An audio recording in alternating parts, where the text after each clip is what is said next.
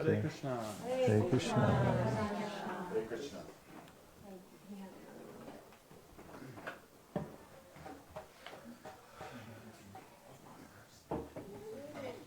Hi everyone. I'm Vaisesika Dasa. Yeah, maybe just I'll introduce you real quick. Please. This is Grace Vaisesika Prabhu. Should I remind percent? He's handing it to you. Okay. Hare Krishna. Hare Krishna. Haribol, everyone. Haribol. So we're so happy and proud to welcome His Grace Vaisesika Prabhu, Her Grace Nirakula Mataji, two wonderful disciples of Srila Prabhupada, devotees, bhakti yogi devotees for so many years, such steadiness, to the Burlington Bhakti Sangha. We're so happy to welcome all of you from different parts, actually, of the continent. And we're just, on behalf of Kishore and our families, we're so thrilled to have us all here in front of Mahaprabhu and to welcome Prabhu for the next few days to speak and to guide us into this, what's called yajna, sacrifice. We're sacrificing, all putting like a little bit into the fire for the greater good. We're making a concerted effort. So, thank you. And you're getting married. You can say it. You can say it. Now it's real.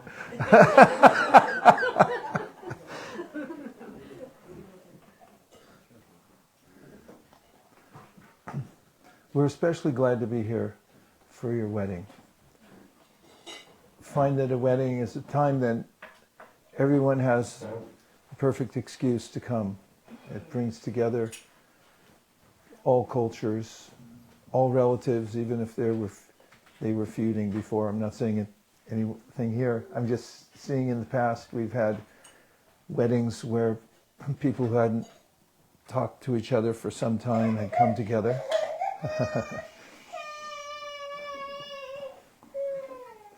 Just waiting for the kirtan, and then now you've got this boring thing about weddings. And we're in Silicon Valley. We live in about 20 minutes from the temple that we congregate at. And we have a lot of engagement because people everywhere are interested in improving themselves and trying to figure out how to come out of the maelstrom of the world. So many anxieties and decisions to make, even in the best of times. There's quite a bit of stress. And so we're fully engaged. In Vermont, although we've been excited to hear about it, we weren't able to slip it in on our schedule. But the wedding. And now that we're here, we feel like we've come into a new world. And just to see what you're all doing here in Vermont is uplifting for us. And we're very appreciative and attracted to the Sangha that you've created here.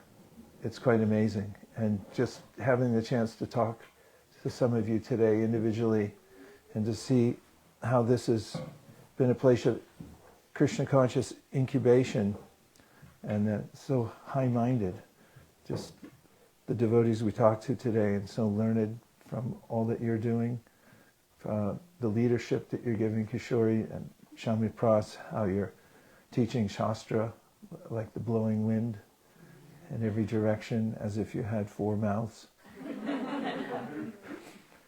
And Renee and John, we're just, we feel right at home with you and see how you've brought up such a beautiful daughter who's a leader.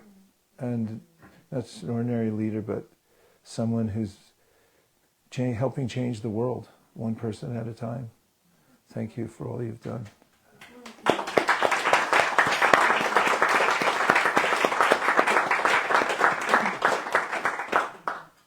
And to all of you, what you're doing here is monumental, because the real purpose of life is to establish a temple within the heart and then be an agent for change in the world.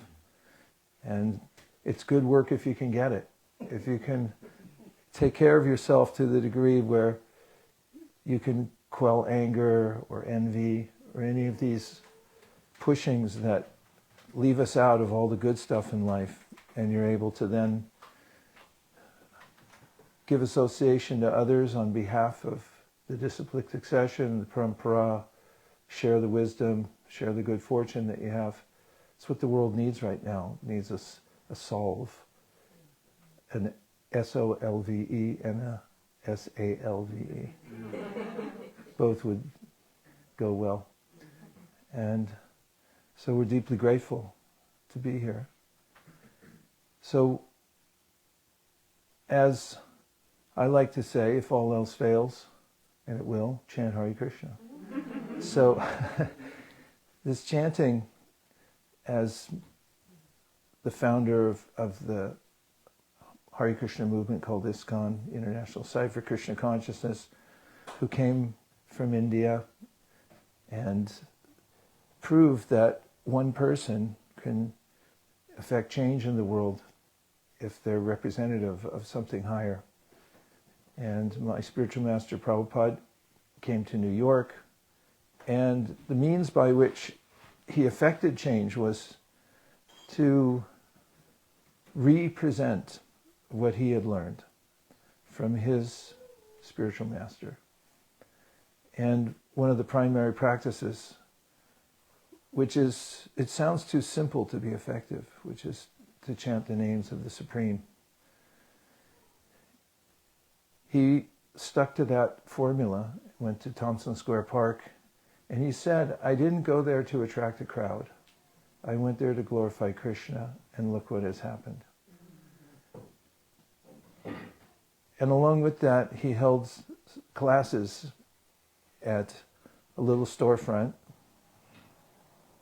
called Matchless Gifts.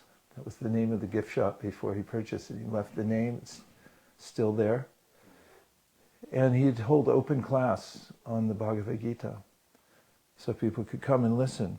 And just by hearing the chanting in the park, hearing the discussions on the Bhagavad-gītā, people could see for themselves that they were becoming transformed.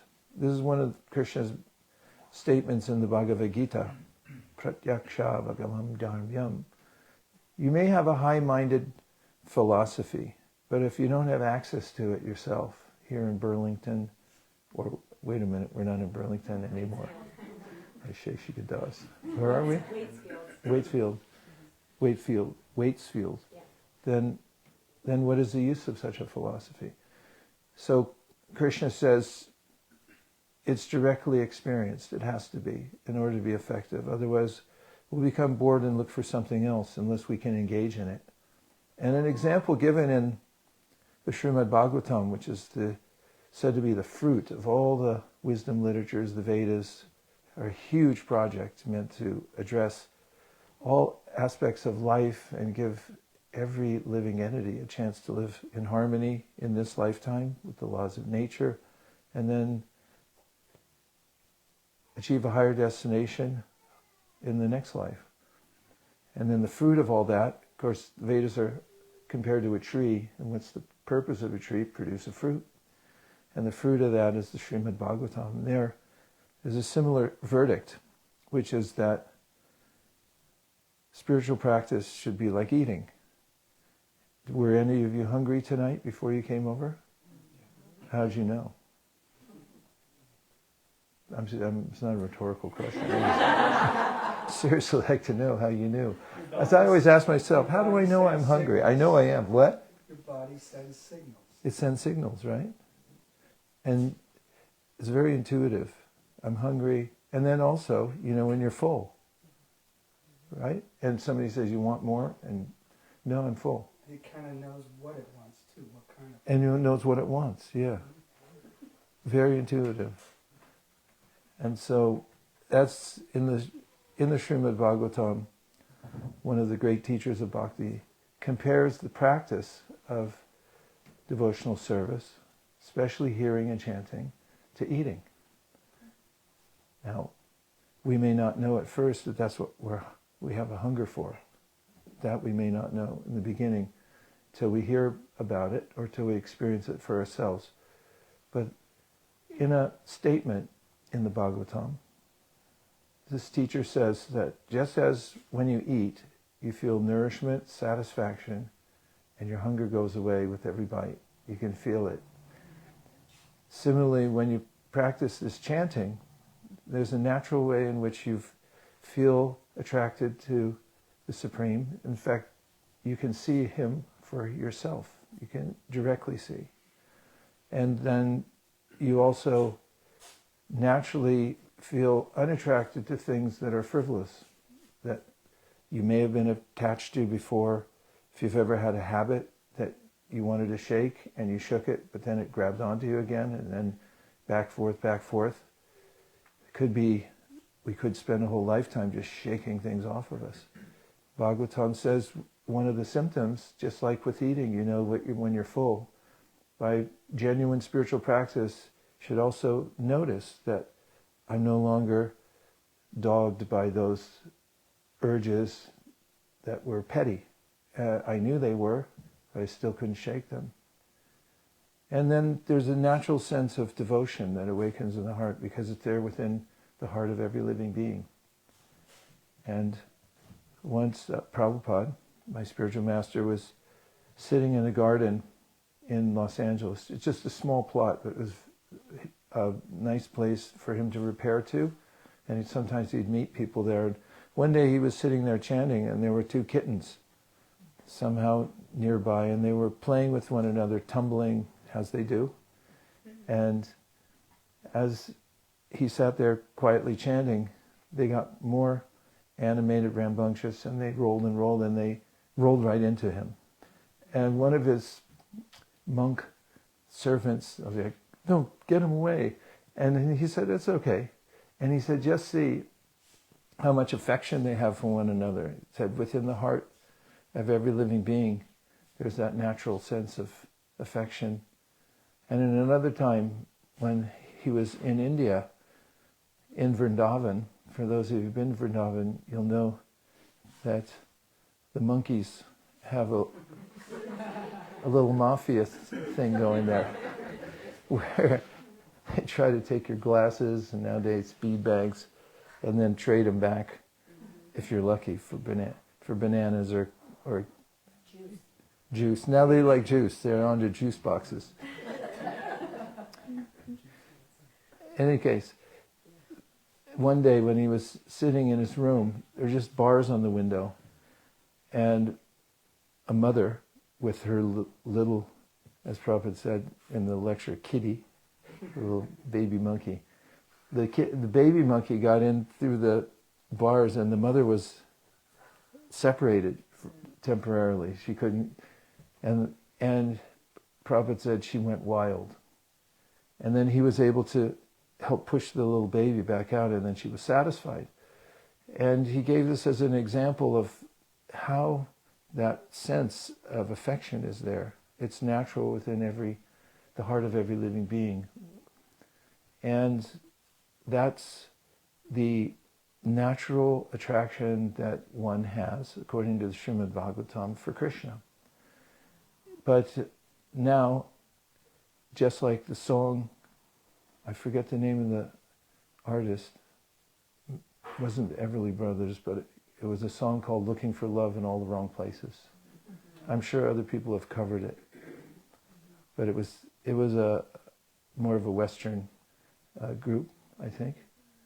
And that's similar to what Bhagavatam and the Bhagavad-gītā says. That same sense of love that's there, we invest it here, there, and everywhere. And it's natural. It's what we do. In fact, all you need is love, right? Mm-hmm. Say yes. Yes. So then, but the point of bhakti is not to curtail that natural feeling, but it's to be awakened. And as Prabhupada writes in his Nectar of Devotion, the quintessential guidebook to bhakti, just like a beam of light, theoretically, when you point it upwards, it could go on forever, widening. And similarly, our bhakti can forever widen also. And our love can be perfectly reposed in Krishna and perfectly reciprocated ever increasingly. And this all happens quite naturally by chanting. Chanting Krishna's names awakens this natural sense of love, or if it's already there, and it is, it increases it, but it also brings it to a perfect place of repose. As Krishna says in the Bhagavad-gītā, Bhoktaram yagatapasam, that if you want to give to me because I can accept it. Oftentimes we give and people can't accept. Unrequited love. You give your love and then why can't you give enough back? Or even if you give a gift, sometimes it doesn't, it's not appreciated enough. Sometimes people don't have the same frame of reference as we do when we give them something and they don't appreciate it. So Krishna's saying, I'll take it.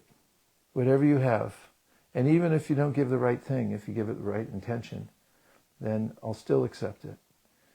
And the right thing, however, is this chanting, because it's a very heartfelt process when you say somebody's name.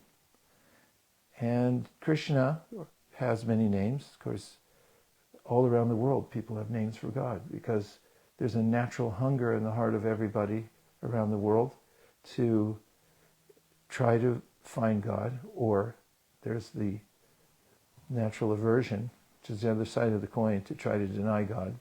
But that doesn't work very well because, anyway, for other reasons I can go into later.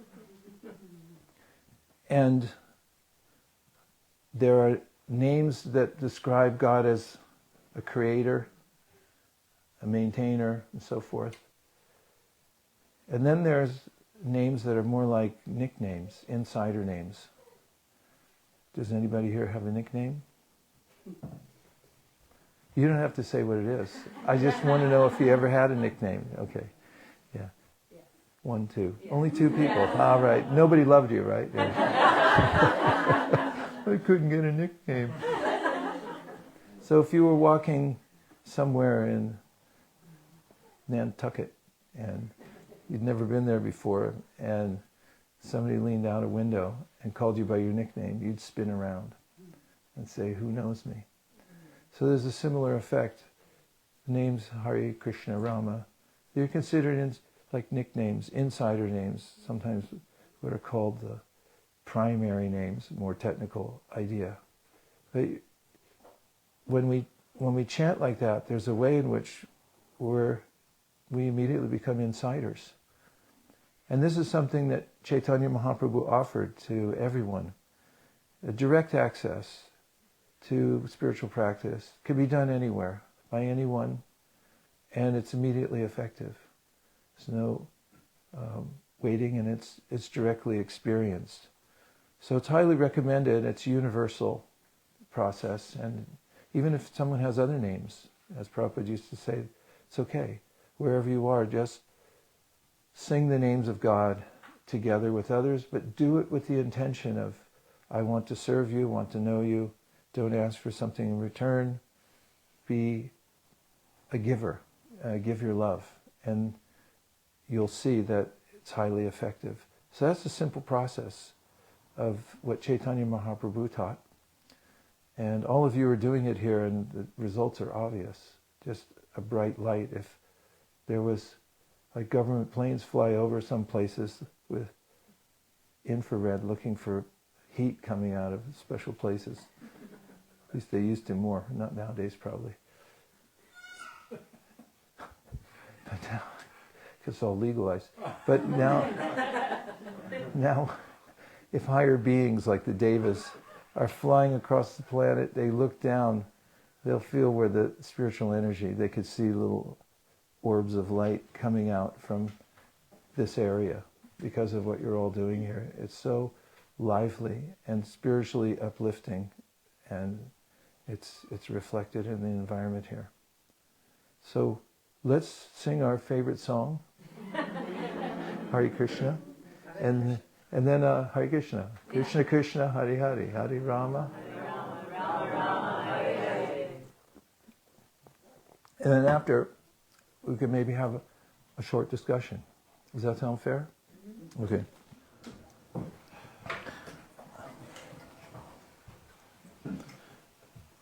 The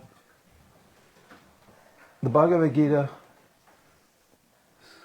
starts on a battlefield, and Prabhupada has pointed out that the life we live is much like that.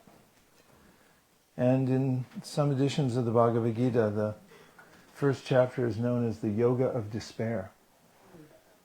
And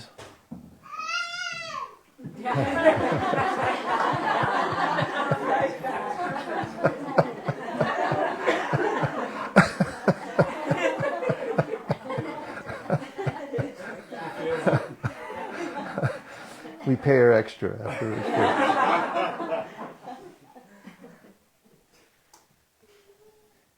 And how is it yoga? Because when we become frustrated to the point of despair, there's an opening for us.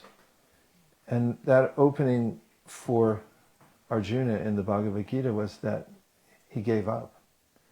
There's so much effort I put into trying to organize everything in the world so it'll come out straight, and it always comes out crooked. And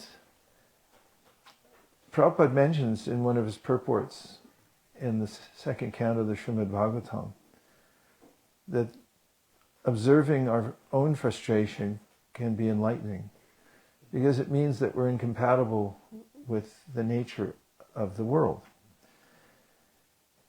And that's because, as he says, we are a different category of energy altogether. We are consciousness. And consciousness can't be measured in the same way that material elements can.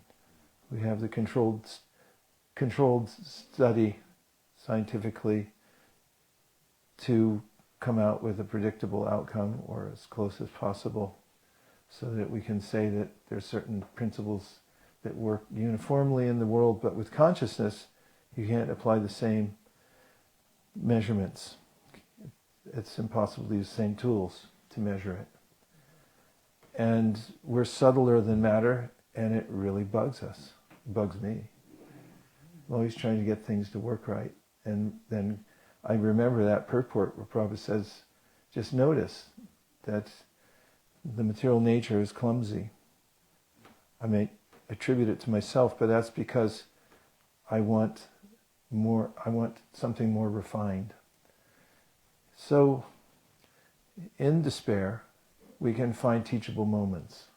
That is, times in which we feel so out of place in this world that we can come to a point of questioning why. And oftentimes this is the turning point.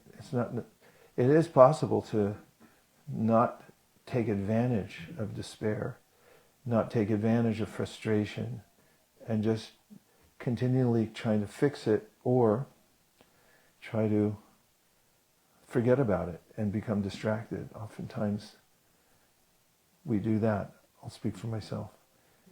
So one of the big admonitions given in the Brahma Sutra, otherwise known as the Vedanta Sutra, is the introductory statement that now you've got a chance to inquire. Ask a big question. It says, Atato Brahma Jignasa, means now that you've come to the human form of life, you have an opportunity to ask why. Why am I suffering? Also, other questions could be there, like, why do I have to die? Why am I faced with non-permanence when I definitely feel like I shouldn't be? That's a conundrum, and can lead to a sense of angst, existential angst. And it's a relief to know, isn't it, that the wisdom literature knows us. Of course, I could go back to Vyasadeva. He's the one who compiled it, and put that question first. Amongst all the others, a myriad of questions that can be asked, or statements that can be made, principles that can be expounded. But then he says, you do it. You ask. You ask, why am I suffering? And what's the purpose of life? And the implication is that there's an answer waiting for you. It's forthcoming. And this is one of the beginning points of bhakti, is to notice for ourselves that the world is responsive. And I say the world because there is a way in which, at least in California, people say things like, I prayed to the universe for a new car and just see green, just like I wanted. The universe heard me. And we then can, of course, go back to look, because humans can do this, they can look for causality and go back and back and back and back. That's something that, according to the Vedas, animals can do only to a certain extent. Their perceptual horizon is shorter than ours. So we can go back and back and back and conceive of an original source. Like even in science, we have the idea of Big Bang and so forth. Like what started it all? We want to know that. And so we can ask a question, what's causing the situation I'm in now? We can ask the big question. And then we can also notice that the world is responsive. For instance, in the Bhagavad-gītā, Krishna mentions that I'm the source of intelligence. If you've ever been working on a problem and then the answer eventually came to you, we've all had that happen. Anyone who's studied for something or is working on a particular problem and is searching for the answers, you may find it that you wake up in the middle of the night, 1 o'clock in the morning, and you say, aha, I know this now. What I didn't know on Monday, I now know on Thursday. And where did it come from? There's something Prabhupada also points to. Notice that. Notice that your intelligence is coming to you the way a parent might give good instruction to a child and say, here it is, here's how you do this. Be observant. And notice that there's a response that comes to us.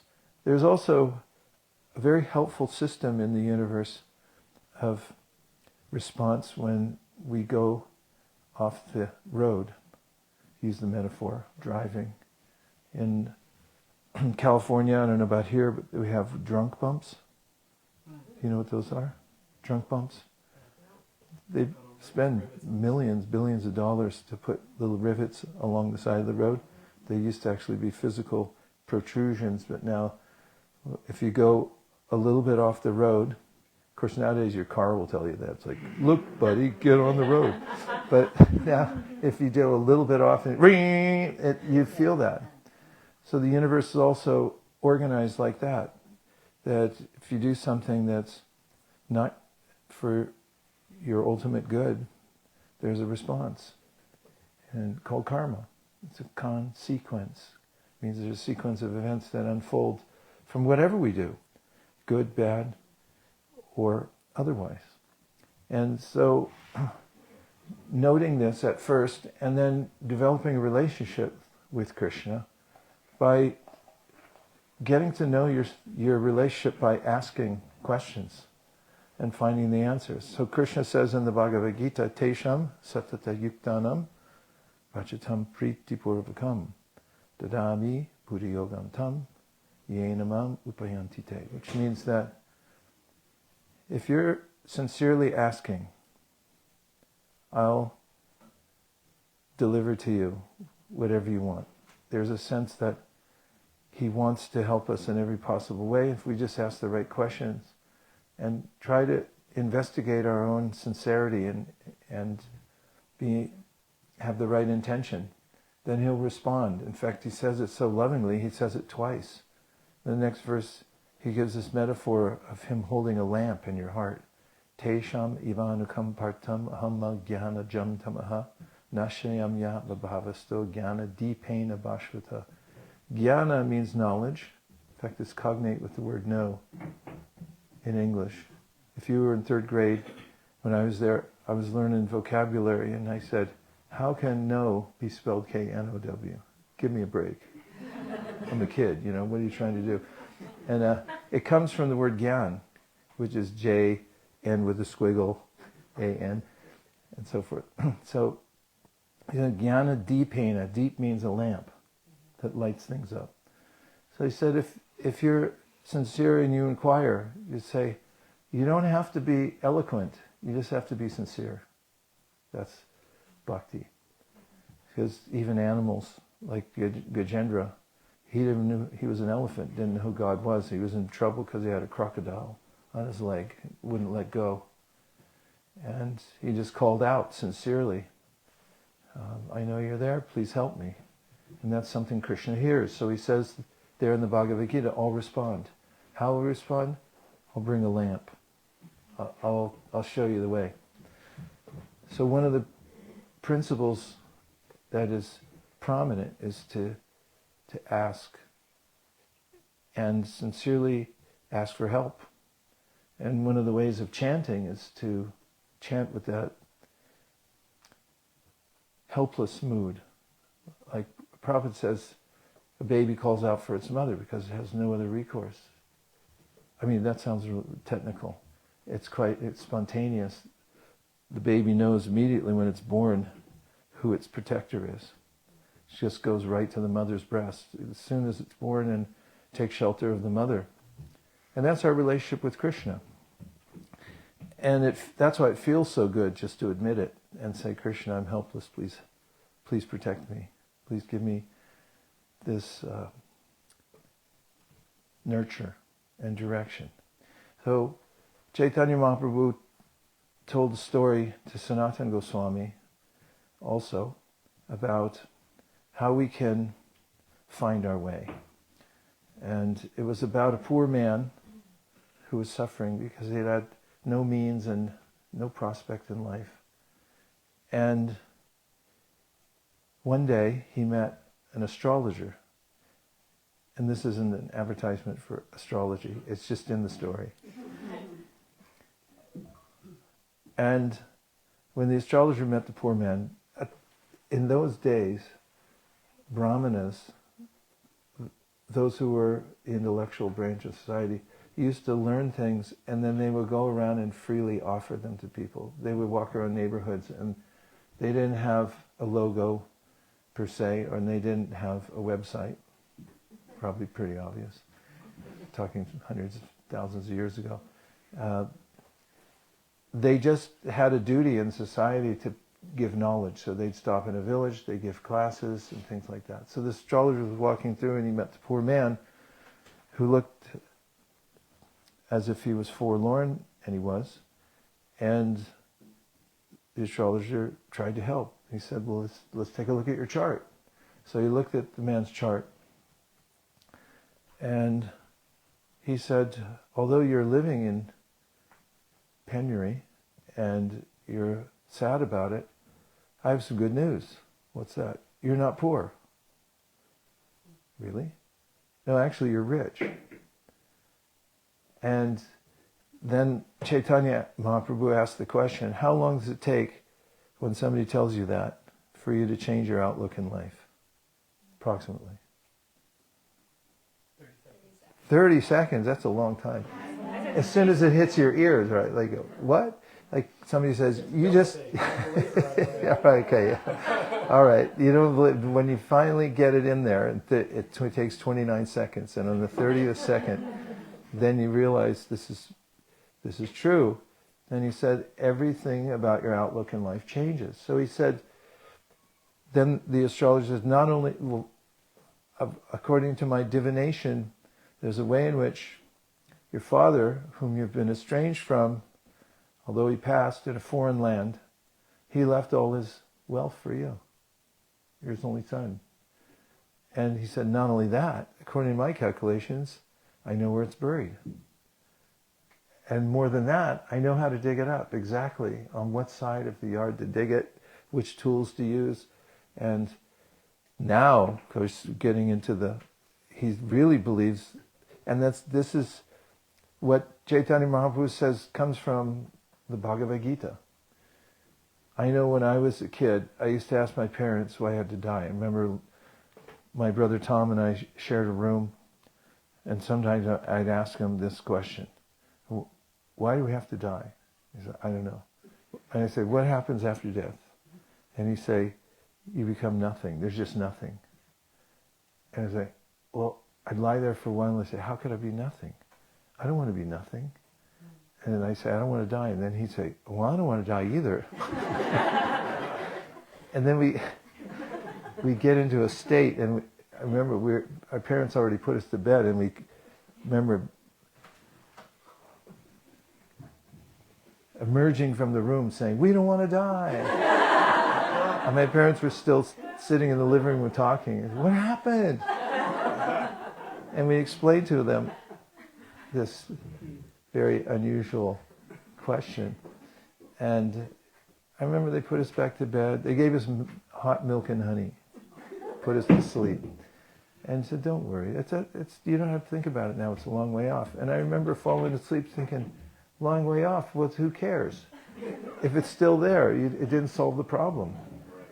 And it was like that my whole life till I was in high school. And then one of my best friends went hiking in the mountains with another best friend, and one of them never came back, and they never found the other one.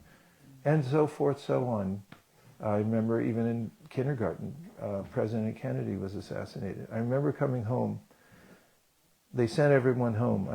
I went to a school that was only 2 minutes from my house. And I got home. My mother understood why I was sent home. She gave me a hug. I went to my room. I didn't want to talk to anybody. I said, enough of this. I don't like this arrangement at all. This is not what I signed up for. Maybe it was, but I don't want it anymore. And it wasn't until I got the Bhagavad-gītā and I read just part way into the second chapter, that there was a divine intervention through knowledge. And this is what Chaitanya Mahaprabhu was saying, that you have to have a divine intervention of knowledge. Maya mugdha jivara nahi swata Krishna gyan, jivara kripaya kola Krishna Veda Puran. It's a verse in Bengali where Chaitanya Mahaprabhu said, it's not automatic that you come out of illusion. It requires a higher source of knowledge. Therefore he says, Krishna Veda Puran. Krishna, in one of his most merciful incarnations as Srila Vyasadeva, has put together these books of knowledge, and they're specifically meant for us. Human beings can get these right away, especially if they have a sense of inquiry. It just immediately goes to the heart. And when I read that section where Krishna says to Arjuna, nobody dies. You don't die. That was a direct experience, and that was an life-changing intervention. And as Chaitanya Mahaprabhu was giving this metaphor, he says, it's just like the poor man finding out that he's rich. And we're all rich. So that's the legacy that we have. And so then it comes to practicalities. Because now what do? You've got a life, you're busy, right? Yeah. Say yes. So what do you do with all this? Okay, I have some access, but still, I feel like I'm being left out. And even when I do try to do it, there are rare circumstances when I'm home that I'm actually able to get absorbed, and so forth. So, in the Bhagavad-gītā, Krishna gives all kinds of practical frameworks for us to work by in our life.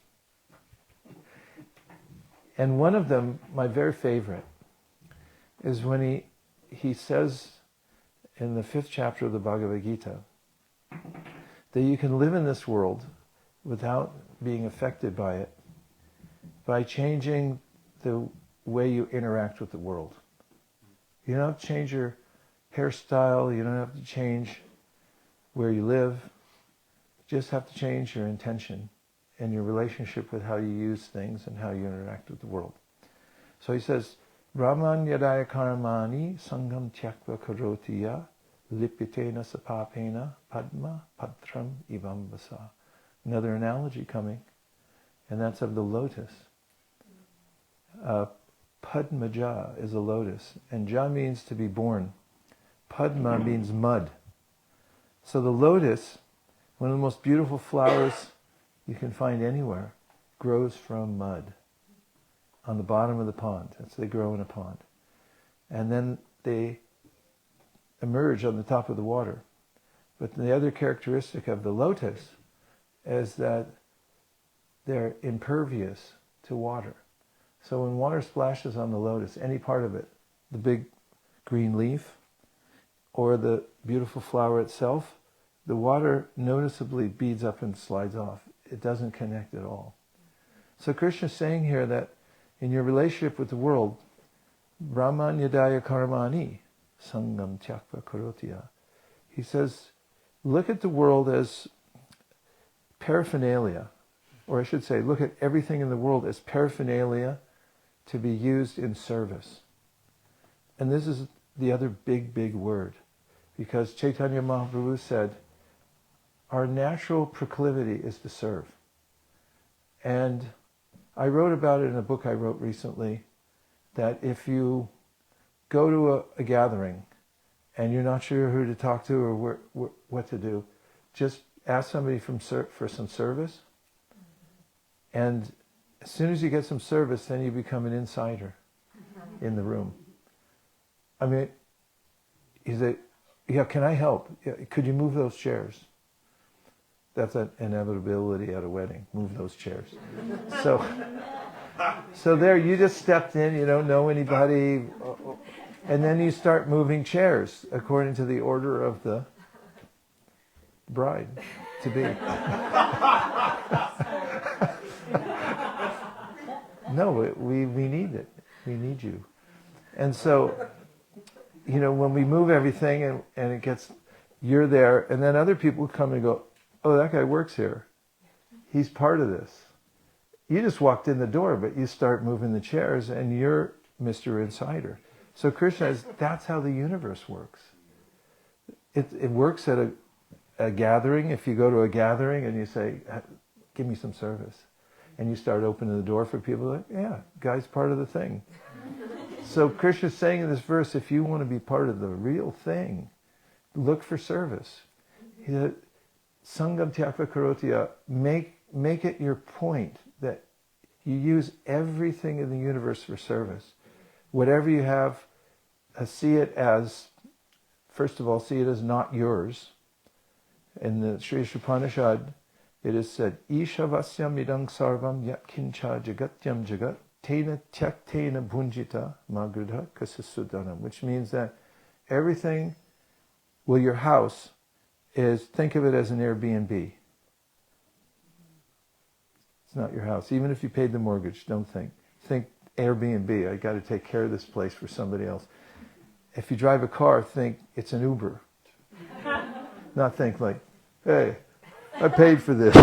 It's a good car. No, think Uber. Think Airbnb. Ishavasamidam sarvam. It all belongs, it's owned and controlled by the Lord. Sangam tya. Then he says, tyakva deham.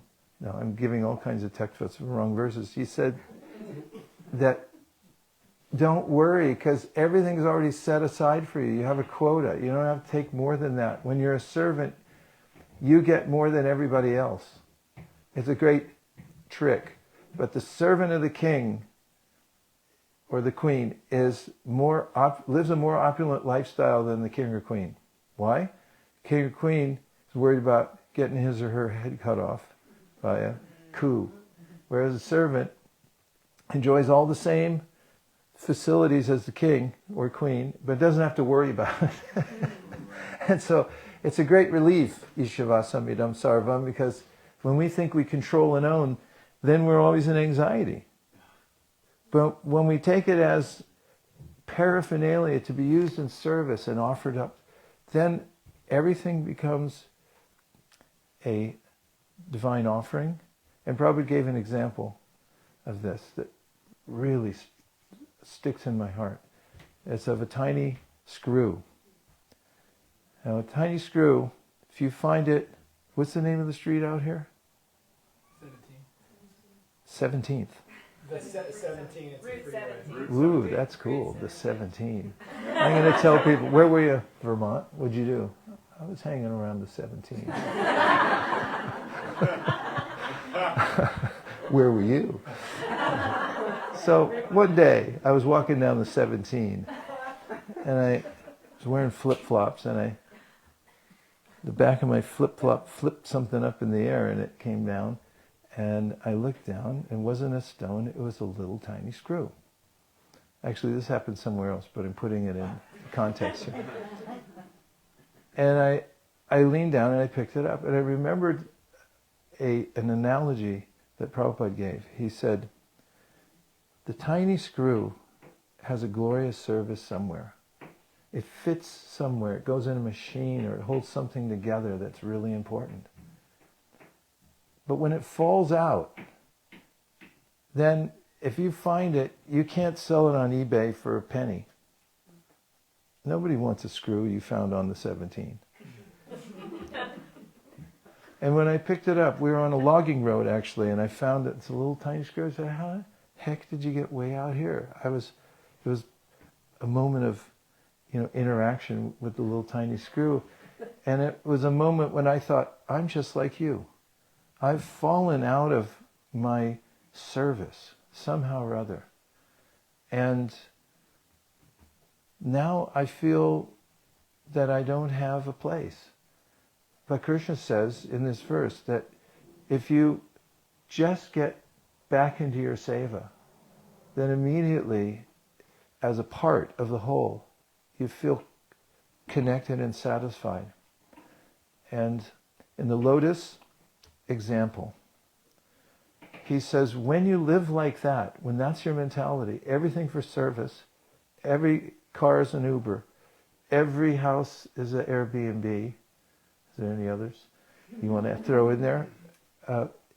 It's all on loan to be used in service. When you do everything like that, he said, you'll live like a lotus. You won't be touched by the world, actually.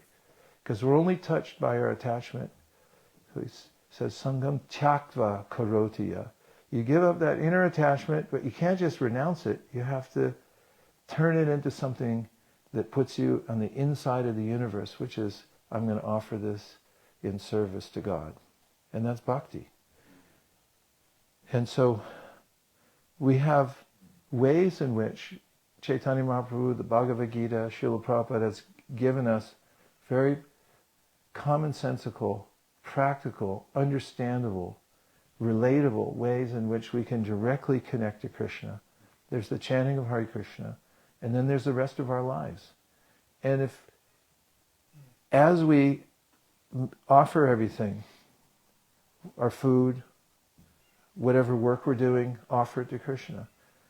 When you have a family, offer it to Krishna. Everything for Krishna, and then everything becomes enhanced, and you're not touched by the anxiety of the world. Let's just see if there's a couple of questions, and then we got to go home and get rest so we can get ready for tomorrow. Some chairs. And we got to move some chairs. If you have a question. If not, we'll just take 2 or 3 reflections. Reflection just means anything you heard that stuck. Yes. I appreciated how you said that when you speak to Krishna, it doesn't have to be eloquent, it just has to be sincere.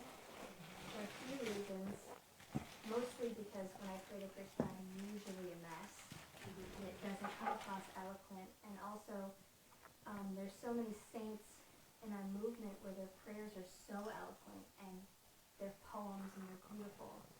And sometimes I strive for my prayers to be of that capacity. And so I was really appreciating that point, that it just has to be sincere. And also, I was reflecting on how my relationship with Krishna is also, it reflects on my relationship with others. And in relationships with people that really love me, sometimes it doesn't have to be eloquent. It just has to be sincere, and they do understand where I'm coming from and what I'm saying, and I can just express myself. And I was just really appreciating that. Yeah, thank you for remembering that. So much of what we're feeling and thinking comes out in the tone also. I remember that from my mother saying, I don't like your tone. Because they say the right thing, but it's the wrong tone.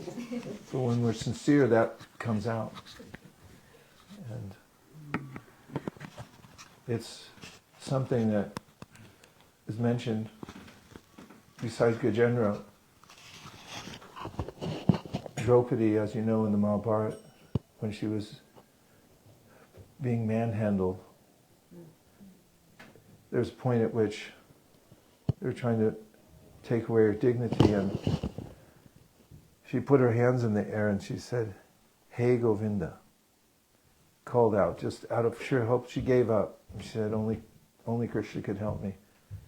And Krishna said, "I'm forever indebted to you for that exclamation, calling out to me." And when you think about how when we chant japa, Krishna was grateful to Draupadi for calling out to him. I was thinking about how chanting is service, because one of our couples in ISV recently had a baby. I guess he's my youngest child. I saw a video that his mother took of him, and cute kid, and he was doing all kinds of cute baby stuff. She was watching it, and she was coaching him, trying to get him to say "mama." She said, "Mama, mama, say mama," like that. You could hear her in the background. And then I was thinking what if he said "mama"? He did it on the video, but what if he said "mama"? She would have melted, and it would have been that they would have saved that video for the rest of their life. And think of Krishna waiting for us. For Draupadi said, "Hey Govinda, I'm indebted for eternity, I'm indebted to you just for saying that." And imagine how when we call out, and in our own whatever way, whatever state we're in, but we're trying, and we say, "Hare Krishna, Krishna Krishna, Hare Hare," just calling out. It's like, so somebody asked me the other day, how is chanting service? And I thought of that video, how the mother was watching, and it's like, if you said "mama," then that would have just, there's nothing else that could replace that on earth for her. Any other earthly thing could have been done.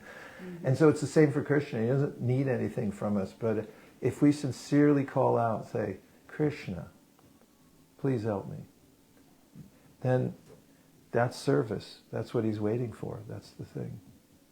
Thank you very much. Yes. Continuing the topic of Pastor Rothbard, I really appreciate how you said this phrase "Gyanadipena," which means that Krishna brings in the light. So we sincerely pray, so he comes with that light.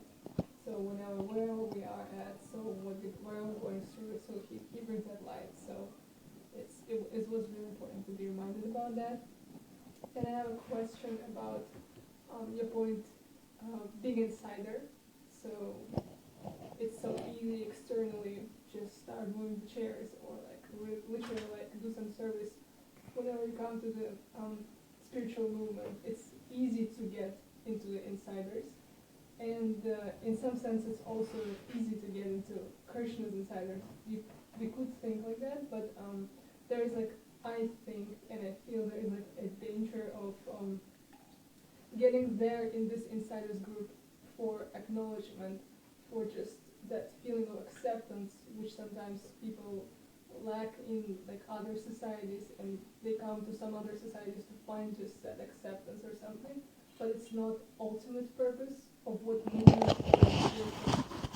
knows can give. So I just wanted to hear from you, like how to avoid that and how to actually come for like deep insider state. Such an important and practical question. Thank you very much. Well, there is a system for that, a Guru Parampara, and that is when you get acknowledgement for your service, then pass it up to your upline, to your spiritual masters, and say, it's because of you. And Prabhupada showed how to do that. as I was in the room in San Francisco, 1974. We had gone in to meet Prabhupada, small group, San Francisco, and he was just holding forth and giving us his association. And at one point, one of the devotees in the room, as it was in relationship to some service, had said, Prabhupada, it's all your mercy. And he went, he had a table, and he said, it is not. He said, it is all the mercy of my Guru Maharaj. And you'll find that Prabhupada always passed it up, that he would say, it's the mercy of my Guru. He said, I'm not doing anything special.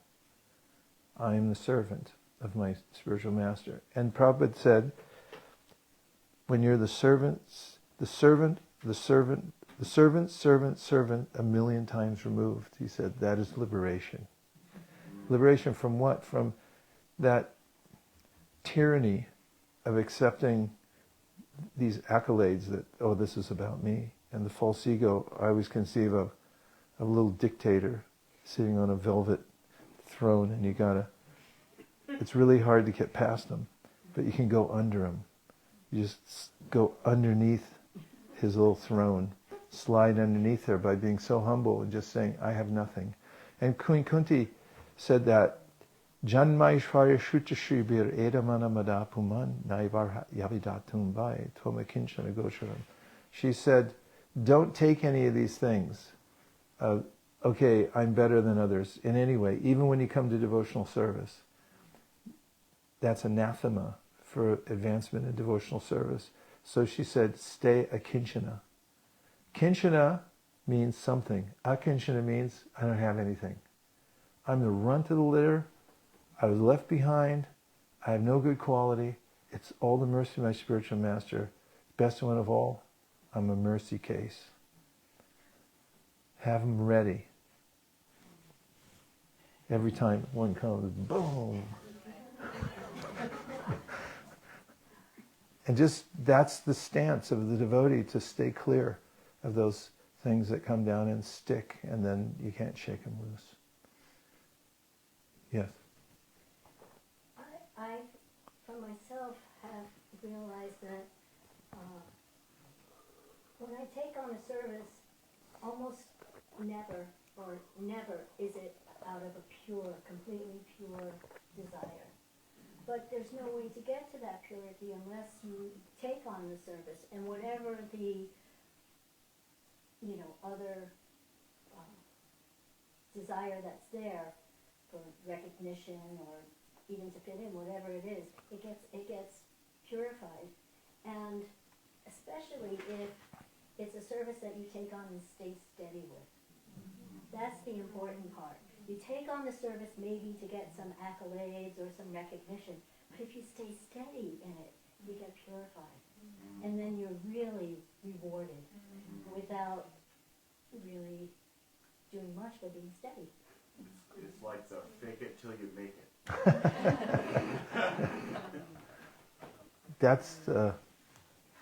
That's also in the Bhagavatam. Shukadeva Goswami says, Akama sarvakamo va mokshakama udyataradi tivrena bhakti yogena yajeta purusham param. Whatever condition you're in now, akama, you don't have any desire. Sarvakama, you have all desire. Mokshakama, you're just trying to get liberated by doing it.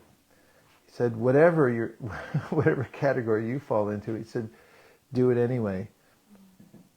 And then there's a verse in which Krishna says, sometimes people take the devotional service because they want something. He said, they may be a fool, but I am not.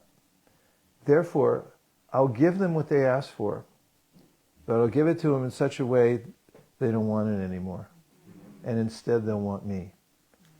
And Giriraj Maharaj told a story about in Juhu, Bombay, in the early days when Prabhupada was getting his books translated into Marathi, there was a young person who was doing the translation, and he would come to Prabhupada to get advice about the translations.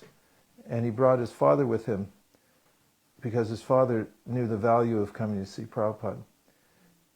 but he had a habit of smoking, and he felt sheepish about it. So he brought it up to Prabhupada once and then twice. And the second time, when Prabhupada asked him about it, he said, well, I need your special mercy to give it up. And Prabhupada said, well, Krishna can give you special mercy, but it means he may put you in such a suffering condition that you'd be forced to give it up. He said, would you like the special mercy? And Kiriyashmar said, no, that's okay, I'll do it myself. The point is, in the same category, that Krishna knows exactly what the last vestiges of attachment we have, and he gives a prescription that appears to be karmic reaction, but it's not. It has a completely different effect than karma, which leaves another seed for enjoying or suffering in a future event. But the kind of arrangement he makes leaves us elevated after we go through the endeavor or the ordeal. And we should probably wind down, shouldn't we? I was just thinking maybe just have one more kirtan just to send everybody off to take rest. Is that okay? Perfect. Now you can go dream of Krishna. Thank you very much. Hare Krishna. Panchakalpatarusha kripasanavevasha patitanam pavanebhyo vaishnavebhyo namo namaha nantakoti vaishnaviniki jai. Any marching orders, instructions for tomorrow?